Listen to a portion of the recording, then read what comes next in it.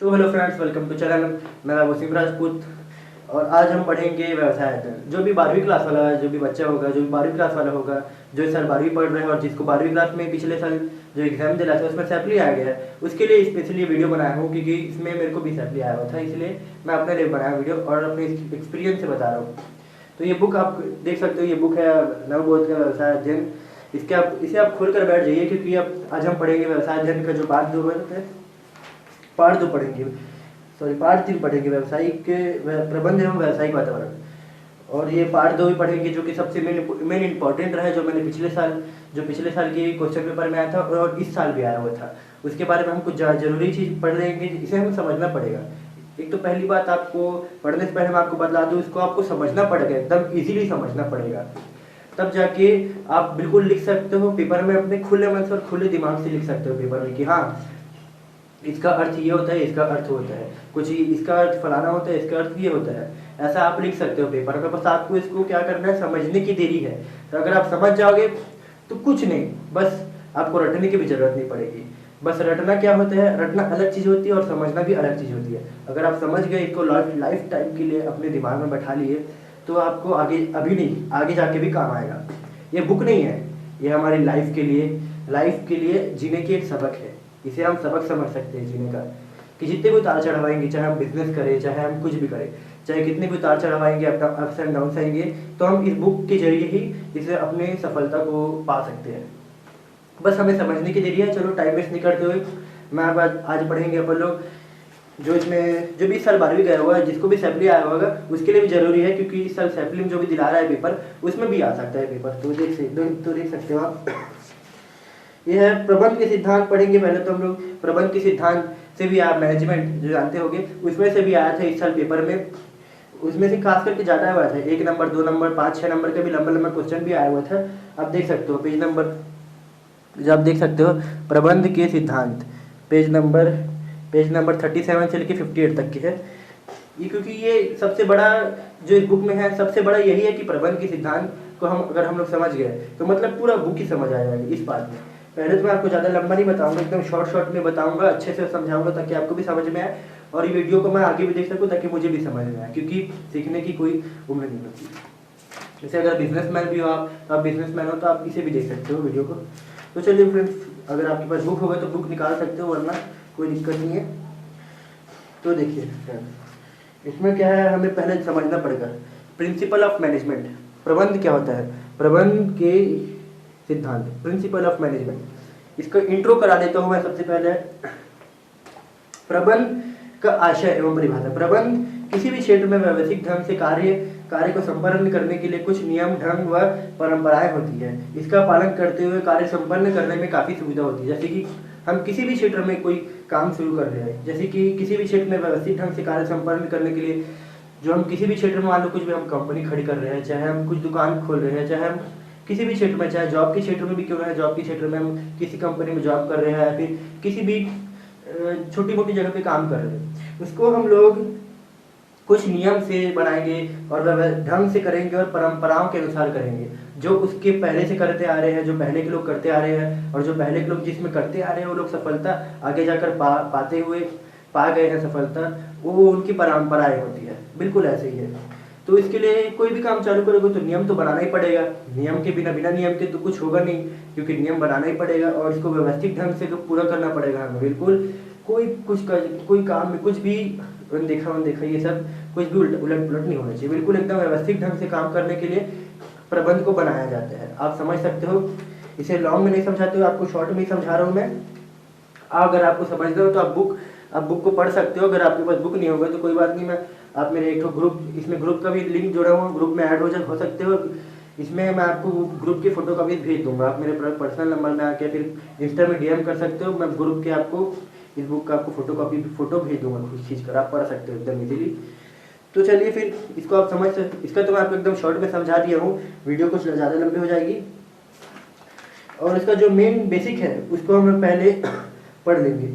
देखिए, अगर आपको फिल इन द ब्लैंक्स आते हैं, सही विकल्प आते हैं क्वेश्चंस में, तो इसमें सबसे ज़्यादा इंपॉर्टेंट आता है प्रबंध जो इसके रचयिता है, जो इसके राइटर्स हैं। जैसे कि हो गए ये फ्यूल, जो आप देख सकते हो, प्रारूप के क्षेत्र में फ्यूल का योगदान। प्रारूप के क्षेत्र में फ्यूल का योगदान। फ्यूल क्या है आप जानते होंगे, महान प्रबंध शास्त्री जिन्होंने मैनेजमेंट को एकदम अच्छे से लिया, मैनेजमेंट को अच्छे से समझा, मैनेजमेंट के लेजेंड बन गए। लेजेंड क्या होते हैं आप जानते हो कि लेजेंड हर कोई बन सकता है, अपने अपने फील्ड का लेजेंड हर कोई होता है। ये है लेजेंड प्रबंध शास्त्री, इसलिए इन्हें प्रबंध शास्त्री कहा गया। इनका जन्म फ्रांस में 1841 ईस्वी में हुआ था। आप देख सकते हो इनका जन्म फ्रांस में 1841 ईस्वी में हुआ था। और ये भी क्वेश्चन में आता है कि मशहूर प्रबंध शास्त्री ऐसे कौन से प्रबंध शास्त्री हैं जिनका जन्म 1840 में हुआ था, क्योंकि ऐसे क्वेश्चन भी आते हैं और आते रहे हैं और आ भी सकते हैं, इसका भरोसा नहीं है, इसलिए इसके बारे में जानना भी जरूरी है कि कौन इसका रचयिता है, कौन ये बनाया हुआ है। और इनका योगदान क्या था ये भी दिखाया गया है। फ्यूल का योगदान आप देख सकते हो, फ्यूल का योगदान क्या था इसके बारे में आप पढ़ भी सकते हो अच्छे से बेसिकली। अगर चाहो तो आप इस वीडियो को पॉज भी कर सकते हो, इसको एकदम शॉर्ट में समझा रहा हूँ मैं, इसको समझाऊंगा तो ज़्यादा लंबा ही हो जाएगा, आप इसे पॉज कर सकते हो अगर आपको ठीक से दिख रहा होगा तो देख सकते हो, आप इसे पॉज कर सकते हो वीडियो को और से स्क्रीन शॉट ले भी सकते हो।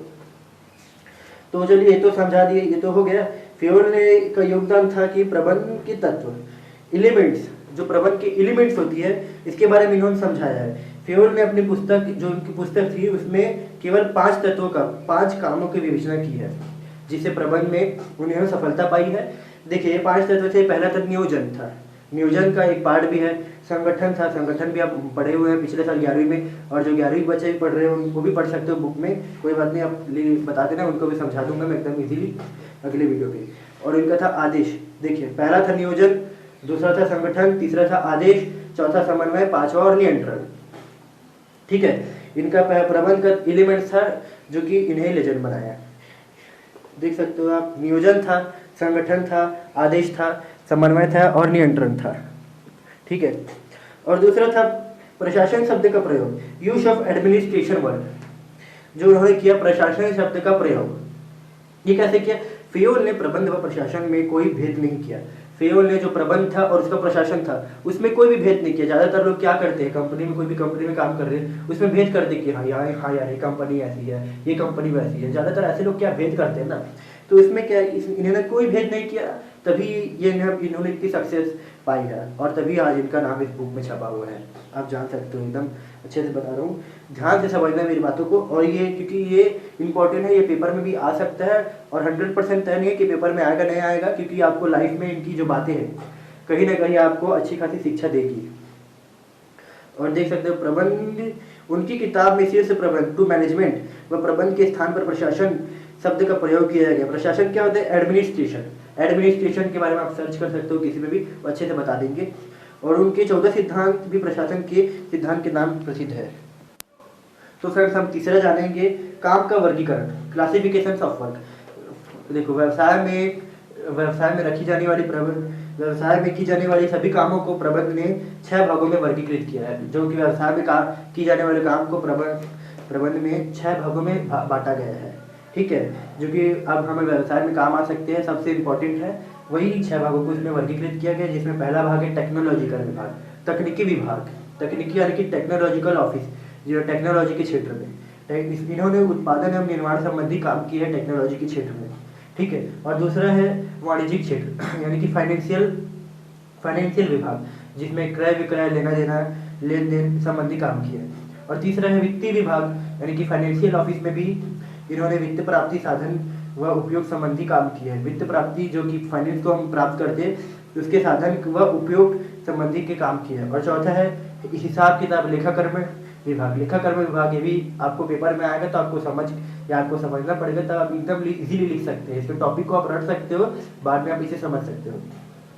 तो लेखाकर्म विभाग में इन्होंने हिसाब किताब और जो माल है, स्टॉक है, उसके लागत संबंधी काम किए हैं। और पांचवा है प्रशासनिक विभाग, जो कि प्रशासनिक विभाग है, उसमें नियोजन, संगठन, समन्वय, आदेश, नियंत्रण संबंधी काम किए हैं। अभी बताया था नियोजन, समन्वय, इसके बारे में अच्छे से अगला वीडियो बना दूंगा नियोजन संगठन के बारे में, ताकि आपको भी समझ आ जाए। क्योंकि ये हर साल आते हैं, चाहे कॉलेज में भी आते हैं, नियोजन, संगठन, समन्वय, आदेश हर साल आते हैं पेपर में, चाहे आप कॉलेज भी चले जाओ, चाहे आप 11वीं से लेके कॉलेज भी चले जाओ, क्योंकि बहुत इंपॉर्टेंट है, आप देख सकते हो। चलिए, और ये छठवां था सुरक्षा विभाग। सुरक्षा विभाग, जो कि अगर हम लोग ये 5 काम तो हमने कर लिया।